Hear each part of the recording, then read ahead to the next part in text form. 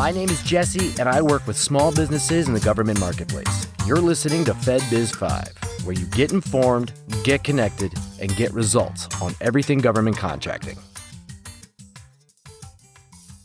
Hello, and welcome to another episode of FedBiz 5. Be sure to check out our podcasts wherever podcasts are heard. We have Anthony Diattore back today to discuss open solicitations. Welcome back, Anthony. Thank you. Nice to be here. So, Anthony, what are open solicitations? And more importantly, where can they be found? Okay. So a solicitation, sometimes they're called opportunities. Those two phrases seem to be interchangeable these days. It's a request from the government, and they can take a multitude of forms. For instance, they can be a full open solicitation, which means it's a very detail-oriented, follow it to the letter sort of arrangement. It's highly competitive, and the details matter. I can't emphasize it enough. The details matter. It can also be called a solicitation, but yet it's a special notice, for instance. A special notice is typically an invite to a particular base so that you can make a good assessment on what's required, or it could be them alerting, the federal government alerting you to the fact that they've already selected somebody and they've decided to sole source it to a specific company. That's more typical than the invitation to a location end of it. It could also be a pre-solicitation, which is not as formal as a full solicitation. That might be a request for information. Typically, that means that they have a problem they're trying to solve, and they're looking for answers from the commercial market to solve that problem. There's also a sources sought. And I don't remember if we talked about it last week, but a sources sought is pretty valuable. They're actually part of the market research phase, which comes a few steps before the solicitation comes out. And because they are part of the market, the market research phase, they can talk to you about it. They can answer questions.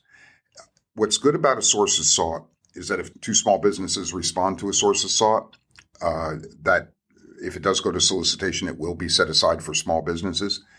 And it's also an opportunity, because you can talk about whatever it is they're looking for, you can actually speak to the contracting officer about it. That gives you an opportunity to make a good impression. It also gives you an opportunity to let them know that you offer something unique in that field. If you can offer something unique, well, that's very often how a sole source contract is generated. In other words, they like what you said so much, you impress them that what you provide is unique. Therefore, they're not even going to put it to bid. You get the contract. That's a pretty good thing to happen. Also, if they like your response, very often you could be instrumental in how that solicitation is written. So every once in a while, you'll read a solicitation and you'll say, man, that is oddly specific. Well, in all likelihood, somebody responded to a sources sought. They liked the answer and ended up writing the solicitation for that company, really. At that point, it's theirs to lose, though you don't know that. So sources sought are very, very valuable, particularly if you are new to the industry, you don't have a bunch of past performance under your belt to really be able to be competitive in the full solicitation end of it. Is that clear? Absolutely. And I'm sure our listeners can agree. So since a solicitation can be as much as 100 pages plus, what can our listeners do to quickly determine whether or not to read it? Okay, so if it's a federal solicitation, if you open it up and, obviously you're not going to open it up unless the title of it appeals to you, right? So that has to speak to you. But once you open it up, the first thing you want to look at is, what is it? In other words, is it a solicitation or a synopsis and solicitation? Is it the special notice? Is it the pre-solicitation? Is it the sources sought? But you want to know that right off the bat. So the first thing you look at is, what is it? The next thing you want to look at it is, when is it due? What's the due date? So when is it? If it's a full solicitation and you don't have 2 weeks, then you're starting to get at the line where you may not have time to respond to it. Oh, okay. The next thing you want to look at, is there a set-aside attached to it that does not speak to me? In other words, if it's a woman-owned business and I'm not a woman-owned business, well, stop, because it's not written for you, right? Like there's no point in investing the time, and there is time, if you're already excluded because of the set-aside. The next thing is, where is it, right? Like what's the place of performance?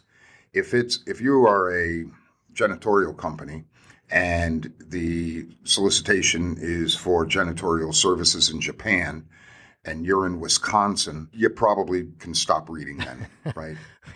I believe so, yeah. You know what I mean? Like if you're geographically excluded.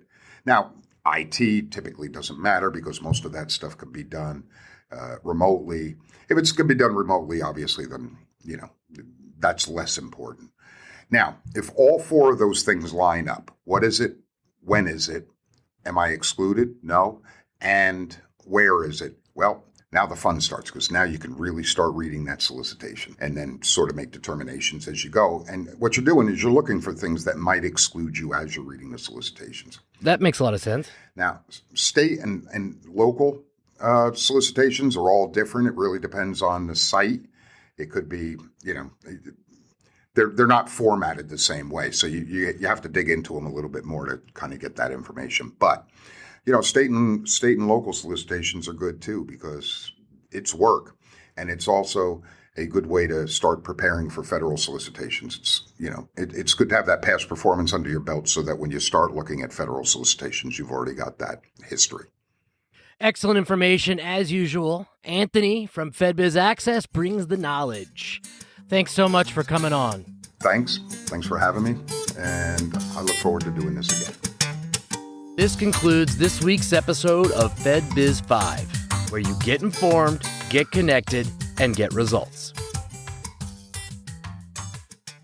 Today's podcast is sponsored by FedBiz Access, government contracting made simple.